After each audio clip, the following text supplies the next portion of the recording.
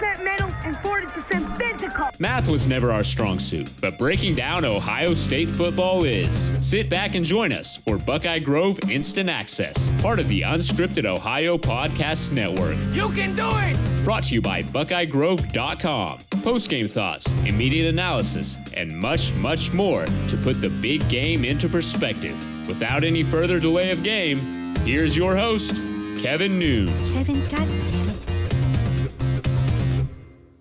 Welcome to the BIA podcast. I am your host, Kevin Noon, and it is a Friday morning, and we should be sitting here getting pumped up for a game on Saturday, but that is not the case. Ohio State and Maryland canceled, not postponed, canceled, because the Big Ten in its infinite wisdom decided not to allow any pad in the schedule, waited until the last second, and decided to try and squeeze an 8+1 schedule into 9 weeks. In case you've been living in a cave or just not around, Maryland announced on Wednesday that they were pausing football activities, and this game has become a casualty. I don't think there are many Buckeye fans that don't know about this yet, but we want to talk about it a little bit more, so we're going to our sister site in the Rivals.com network, Terrapin Sports Report, a great site that covers Maryland, and we're going to be talking to managing editor Scott Greene about this whole situation. Scott, welcome to the show. Hey, Kevin. Thanks for having me. This is obviously a pretty big blow. It's the third known game in terms of the Big Ten that has been canceled. There were a couple of games for Wisconsin, and now this is the first non-Wisconsin game to get this, to meet this fate, if you will. To Ohio State fans, it kind of came up suddenly. I mean, what was the reaction around the Maryland program as this became a reality? Yeah, I mean, there had been some rumors maybe a week or so that one or two of the team might have recently gotten it. Folks were staying pretty tight-lipped, and obviously I don't think anyone wanted to discuss anything unless the possibility that the game actually had to be canceled were to come to fruition. So I think, obviously within the program, I think probably about a day in advance, as we were told that 8 players tested positive. So I think you're breaking up a little bit on me. Can you pick that up again? Are you there? Yeah. Sorry, is that better? Yeah, that's a little better. Okay. Yeah, but I was just saying that the team I think probably had a bit of an idea as we found out that 8 players had tested positive in about 7 days. So I don't think maybe for the team perspective it was that big of a surprise. I think for people outside the team it was a bigger surprise. We had heard some rumors that maybe a player or two had gotten it, but folks within the program were staying very tight-lipped. And I think they really didn't want anything to get out unless someone, actually something came out where the team was going to have to cancel the game, which obviously is what happened. But that said, here in Maryland, as most of the country is happening, cases are on the rise. So unfortunately, it's just a part of things and how they're going right now. But for right now, the team has been quarantined. They're actually the entire team is staying in a hotel just off campus. They'll be there through Sunday. No contact with anybody from the outside world. And the hope is to just kind of move forward from there, starting next Monday and look ahead to the next game at Michigan State. Right, and when you sit there and you look at the Maryland football program, a program that definitely had some momentum after a really terrible week 1 against Northwestern, pulls off an overtime thriller against Minnesota, and then goes to Happy Valley and just really pushes around Penn State. I mean, there's just no other way of putting it. Penn State just had no answer. So certainly kind of an abrupt pause for a team that was trending pretty well. Yeah, like you said, you look at the second half against Minnesota and then the way they just dominated Penn State for about, I want to say 3 quarters, let's say. The timing couldn't be worse for the program. I think these guys were on cloud 9. I think they had a confidence, going into this one that they haven't had in probably a very long time. Even considering the fact, Ohio State's probably the most talented and best team in the conference. So, yeah, I think the timing's terrible, just based on the way they'd played the last 2 weeks and the confidence that had kind of been building up. And obviously not just that, but you look at, hopefully they were looking to build momentum on the recruiting trail and things like that sort. So the pause, obviously as far as timing, couldn't have come at a worse possible time. And, this game obviously isn't going to be played, but, due to, the fact that we can talk about whatever we want to on the show, I think we can talk a little bit about what Ohio State, Maryland may have looked like. So, if we sit there and we look at what week 1 Maryland looked like, losing by 40 to Northwestern, and then a game in week 2 that saw each team have big runs, and ultimately it came down to #college kickers not being able to make a point after. And then we go to week 3 and the Penn State game. Of those 3 iterations of the Maryland team, very different. A team that in week 1 that didn't look very good, and week 2 had ups and downs, and in week 3 looked pretty good. Which one do you think is more indicative of what this Maryland team would have, really is? As far as the offense goes, I definitely think, Penn State first half, Minnesota second half. I think that's really how good this offense can be. When you look at a guy like Tagovailoa, he can make all the throws. He's very smart. He knows how to use his feet. He can extend plays. So I think and then you look at the wide receiver core, they've got a very talented group. A guy like Dante Demas can really stretch the defense on the outside. Then you've got a guy like Jaysean Jones who's got, great hands. And obviously the true freshman, Rakim Jarrett, he's tremendous. You saw those 2 catches across the middle. He catches it. You're not within a few feet of him. He's gone. So I think the passing game, absolutely what you saw second half against Minnesota, first half against Penn State, is what they're capable for the rest of the season. The run game, I think they will have some areas, some times where they struggle. The offensive line is much improved from last year. That said, you look at a State defensive line, they're going to see some guys, as big as, NFL-sized lines. So I think they'll struggle a bit there. And the other thing, too, is the thing that's really helped the passing game, I think, is they've been able to establish a run against Minnesota and Penn State. And I think by establishing a bit of a run, that's helped them in the passing game with some play action and getting, Tagovailoa moving outside of the pocket a little bit. So I think offensively, I think they can be as good as, you've seen them at their best. Defensively, I think they're probably somewhere in the middle. I don't think they're as bad as they were against Northwestern. They were simply letting Northwestern set the edge left and right for the entire game in that game. They were just struggling tackling. They just seemed to just almost be lifeless. And, when you see your quarterback throw 2 interceptions in the first 2 drives and you get down like they did, I think it was just maybe a confidence thing in that first game. Second half against Minnesota, you saw them show some life, get some stops. And I think we saw against Penn State, the defensive line, if they've got a lead and they're showing some creativity, they can be effective. And I think that was the big thing against Penn State is, whereas in the first 2 games, they were playing mostly zone, pretty much a passive soft zone, and just kind of letting guys, pick them apart. Against Penn State, we saw some exotic blitzes, some stuff, we got some safeties come off the edge, things like that, and just really pressuring Clifford. And we didn't see that in the first 2 games. And I think that made a huge difference. So I don't want to say that defense can be as good as they were against Penn State moving forward. That said, I think if they show the kind of aggressiveness and pressure they showed against Penn State, they're much better and much more effective than they were against Northwestern and Minnesota. And, to get back to something that you said very early in that answer, it all starts with the quarterback. And to say that Maryland has had some bad luck at quarterback through the years would be probably one of the largest understatements in the history of the BIA podcast. And we go to back to the summer, and Maryland gets hit by some opt-outs and everything else, and nobody was quite sure if waivers were going to happen. And lo and behold, Maryland has found itself a quarterback. I mean, and what do you have there that other than stability, maybe? But I mean, what do you have there that maybe you didn't have over the last couple of seasons? Yeah, I mean, first and foremost, the kid's just he's a bit on the quiet side, but he's just a leader.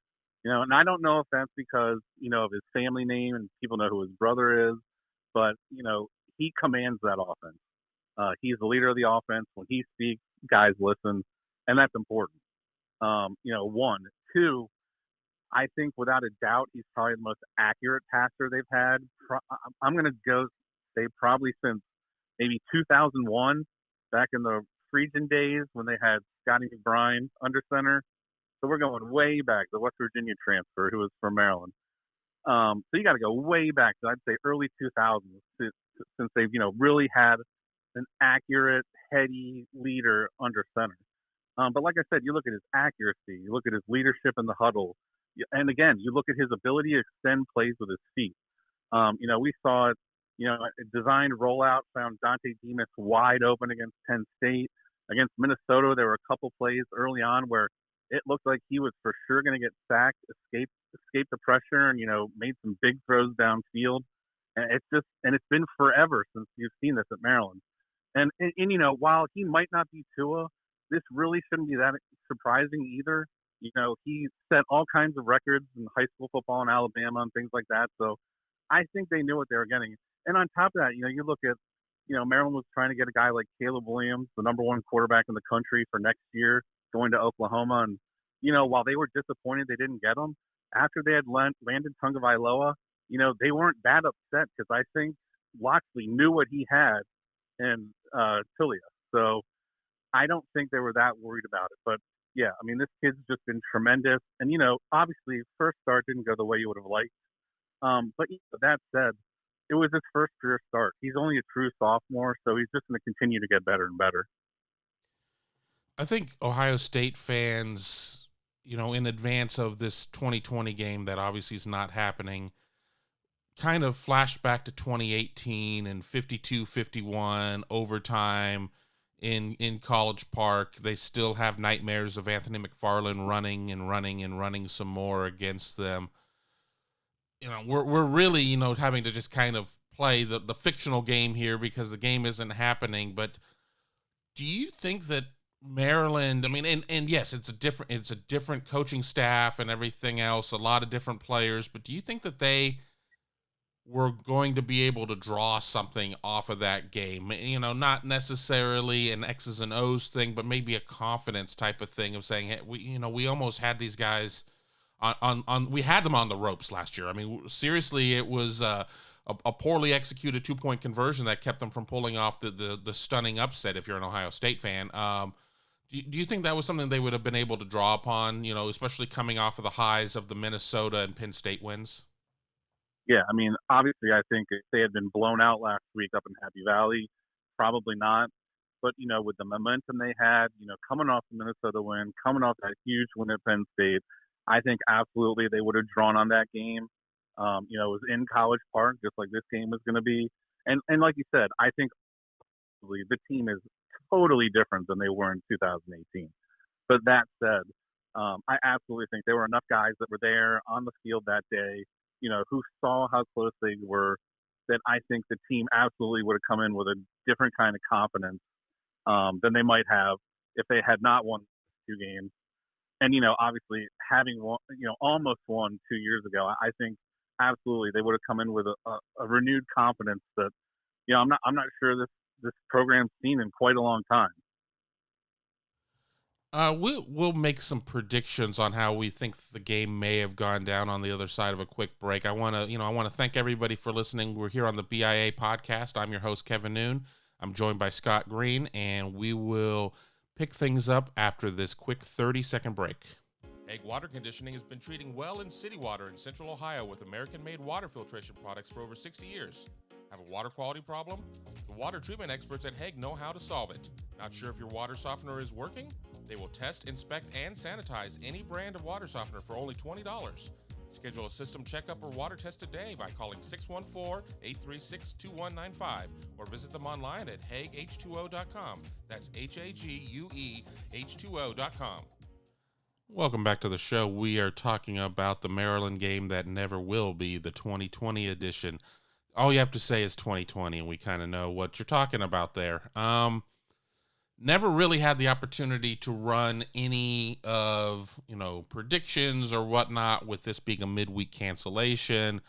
I know we lost a lot of content that we already had in the can, but I'd written my prediction, and I'm not gonna read the whole thing here on the air. It's not worth it.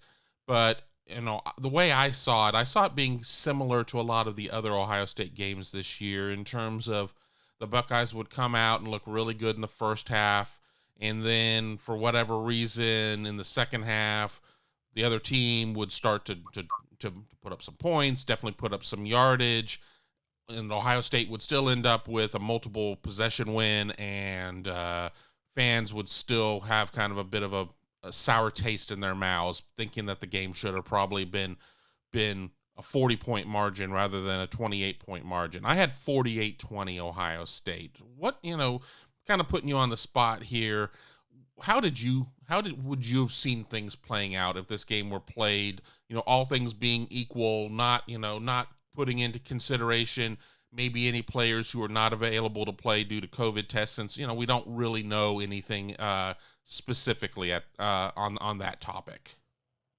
Yeah, I think I would have said, I think first and foremost, the one thing they've done well all three games is, they've come out with their scripted plays offensively, and, they've been able to put up points all three games on their opening drive. So I'm confident they could have scored probably on their opening drive, and, maybe put Ohio State on the spot a little bit as far as that goes, just, keeping it close very early on and putting a little pressure on them. I think the biggest things that, would have hurt Maryland are, one, obviously, no one's shown the ability to really defend Fields this year. He's probably the best quarterback in college football.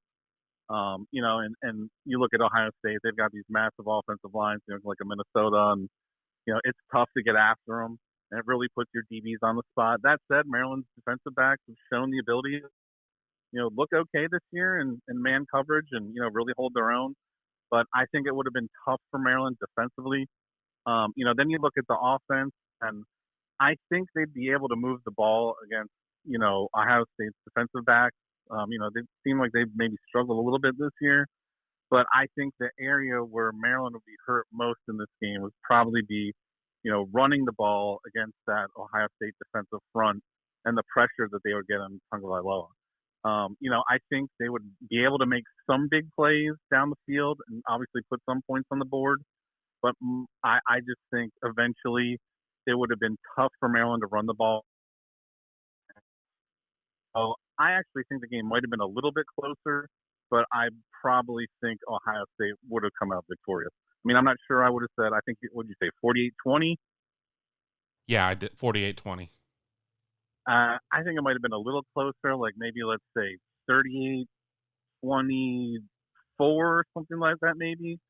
But I just think Ohio State's front seven probably would have been the difference in the game. So, moving past this game, I have the rest of Maryland's schedule in front of it. Michigan State at home, at Indiana, at Michigan, home against Rutgers. So with that 4-game schedule, so Maryland is still sitting at 2-1 right now. The Ohio State game is considered a no contest, so it's not a loss, it's not a win, it just doesn't exist. What do you think, what do you think the result is after that December 12th game, with those 4 games? I know, there's so many factors we can't put in, we can't really get our hands around of knowing, the status of rosters and whether or not games are going to happen there. But, we're looking at a down Michigan team. We're looking at a Michigan State team that, while it did get one over on Michigan, has been pretty down this year. We're looking at a really good Indiana team, especially in terms of where Indiana has been through the years. and then Rutgers is Rutgers. Before the season started, I went on a number of shows, the Big Ten show on XM and all these, and was asked, what do you think would be a good record for this team? And I thought, I actually thought the high end was probably going to be 4-4. I thought if they can get to 4-4 this year, that would be tremendous for Locksley, tremendous for the program. Now that we've been through 3 games, I actually think that they could win all the next 4. I'm not saying they're going to run the table, but I think it's doable. As you said, I think the game that they would be most likely to lose of that group would probably be at Indiana. You look at Penix, that guy's dynamic. They got a really good defense, I think a little underrated. And it obviously would be on the road. So I think Indiana's probably the toughest game there, but I think they can beat Michigan State. I think they can definitely beat Rutgers at home. And you look at Michigan, and I mean, they're just in a complete disarray right now. So I think that's a winnable game as well. So I think 3-1 down the stretch is definitely doable, and that would put them at 5-2. And I think that would be absolutely tremendous for this program. I don't think even the most ardent Maryland fans thought they'd get to five wins this season. So I think if they can win 3 of those last 4 down the stretch, it'd be huge for this program, and things are definitely looking up moving forward. Final question on here, and I want to appreciate Scott for giving his time to the BIA podcast. Just kind of a bigger picture type of question. When you look at how the Big Ten handled its return to football, the Big Ten first, was the first conference to come out and say we're going league only. Was the first conference to come out and postpone the season.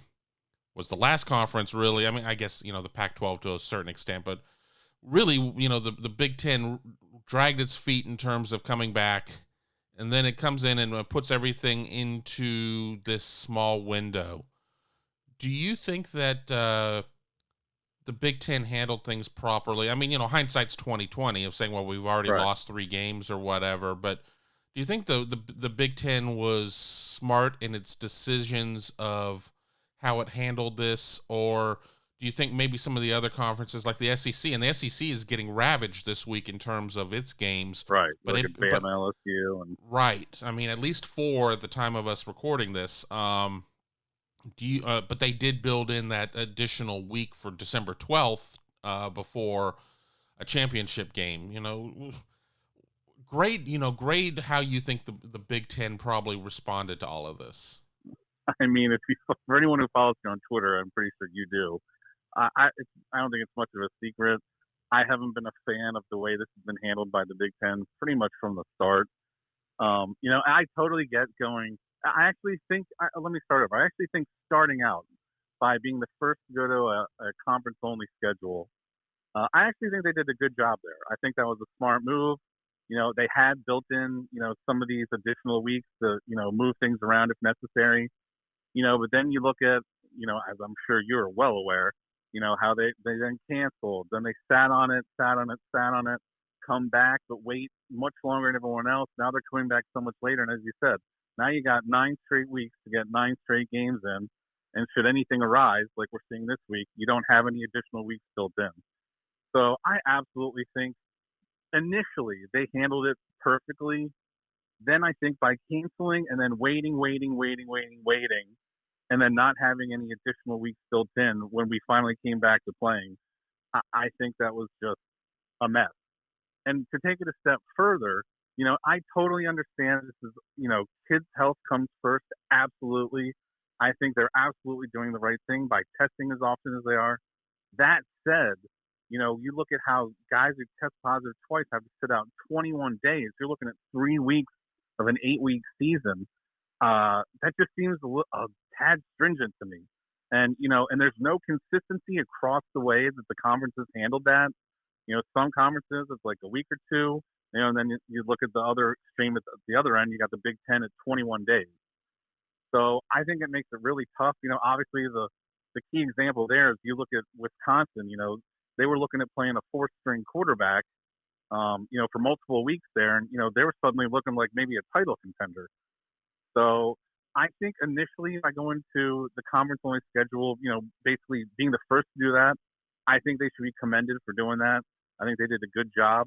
But I think the way it was handled as time went on, and we got closer and closer to the start of the season, I think they just waited too long, and maybe things were a little too stringent. So, and as you said, now we're looking at teams. You're missing one game. You look at Ohio State; they're trying to, get into the Final Four, play for a playoff spot. What happens if this happens to another team on their schedule? So, I just don't love the way it was handled after things were canceled initially. Right. There's all sorts of Twitter conspiracy theories out there, and I'll leave those to Twitter. But we're having to look at tiebreakers and whatnot, and what happens if Indiana decides that it's unable to go, and which is supposed to be Ohio State's next opponent, and what could that mean? And I don't know. Maybe I will talk about some of that on Monday on the show when it's just me and nobody else is getting incriminated in wild conspiracy theories as I put on my tinfoil hat. But, I want to thank Scott for joining us here on the show, and you can definitely check out all of his great work over at Terrapin Sports Report for all your Maryland news. I'm sure that more people will be there for basketball than football. But then again, if they go 3-1 down the stretch and finish this now 7-game schedule at 5-2, that's definitely got to be considered a win. Absolutely. And I want to thank everybody for taking the time to join us here on the BIA podcast and listening to us. You can catch us generally 3 times a week. Just really depends on what's going on. And enjoy this weekend without football. I know that most of us probably won't, but we'll do our best, and we will talk to y'all very soon. Be sure to stay up to date with Buckeye Grove Instant Access when the news breaks or after the big game. Exclusively at BuckeyeGrove.com or anytime on SoundCloud, iTunes, Google Play, or Stitcher as part of the Unscripted Ohio Podcasts Network. Hit that subscribe button so you can stay in the know and never miss a single episode.